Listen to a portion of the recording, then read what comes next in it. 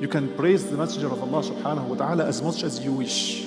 As much as you wish. If you avoid three things: don't claim he is God, don't claim he's God incarnate, don't claim he's Son of God.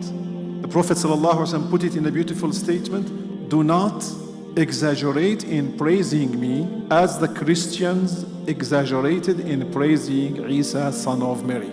So now, if you understand Arabic or if you understand any language, you understand from this, there is no prohibition of praising the Prophet.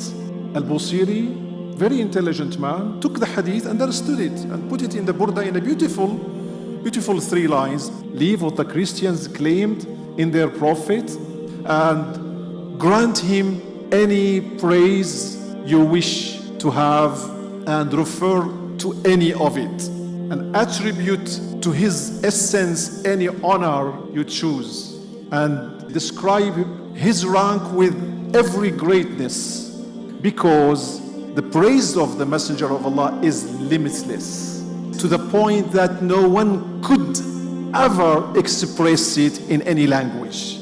That's the Messenger of Allah sallallahu alayhi wa alihi wa sallam.